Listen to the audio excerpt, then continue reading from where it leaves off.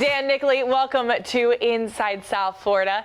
Diving in here, what are some interesting findings from the new Discover Personal Loan Survey?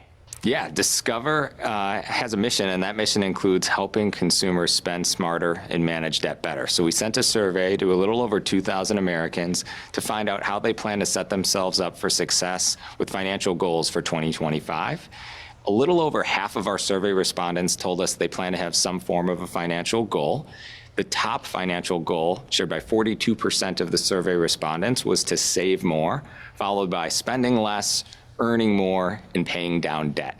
Not everyone is a fan of New Year's resolutions, and a third of the survey respondents told us they don't do not only financial resolutions, but New Year's resolutions of any kind.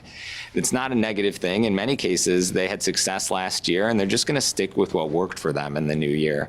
One thing I found really motivating was that a quarter of the survey respondents told us they set a budget last year, they stuck to it, and as a result, they felt really accomplished as well as able to weather a storm if it comes up in 2025. Well, and to that point exactly, I mean, it's one thing to set goals, it's another thing to actually accomplish them. And so can you share maybe some practical tips to help us stick to our financial resolutions and keep our 2025 goals on track this year?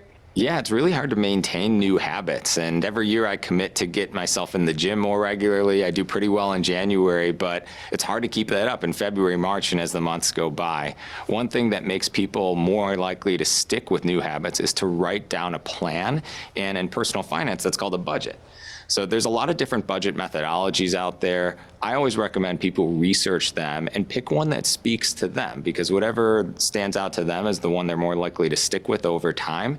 All the budgets are going to have a few things in common. First, you're going to look for financial margin. Where can you cut expenses in a particular category? Or do you have a way that you can increase your income?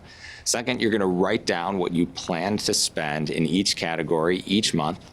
And lastly, and I'd say most importantly, you're going to track how you do so that you can celebrate wins and make adjustments.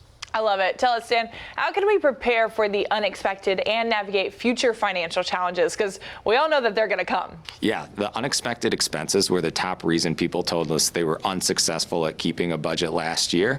So you need to create resiliency, and the best way to do that is by establishing an emergency fund.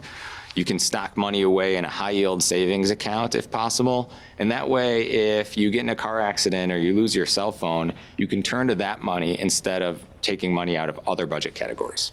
And how can we research and create a budget action plan that fits our specific lifestyle? Because I know it's got to be tailored to us as well.